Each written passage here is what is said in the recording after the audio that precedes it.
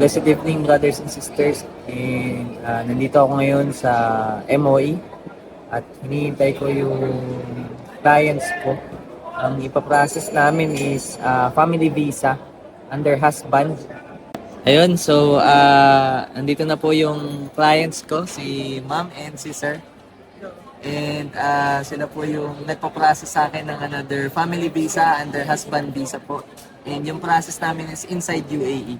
So yung mga documents lang po na kinuha ko sa kanila is yung marriage certificate nila, marriage ID ni sir, and some other documents. So sa mga gustong makaalam kung ano yung requirements na kailangan, send lang po kayo ng message sa WhatsApp. So sir, tanong ko lang, kasi mag-i-start pa lang po tayo ngayon ng process. Ask ko na lang din sir, sa dami-dami po ng mga nagpo-process ng documents, bakit po sa akin po kayo nagpo-process? Sana kasi nagano sa ano namin yung page sa Facebook. Aha. Yung ano niyo po. Tapos tinignan namin, nag-follow kami. Hanggang ngayon sa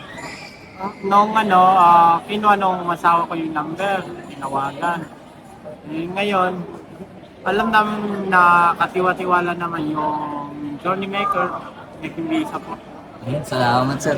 Ayun po, i-check po natin kung gaano katagal yung magiging process po ng paglabas ng wife visa ni husband visa po ni ma'am. So, gawa po ako ng video ulit next time. Pag lumabas na po, pag na-approve na po yung visa, pag natapos na namin yung process. So, yun lang po for now. God bless you. Bye-bye.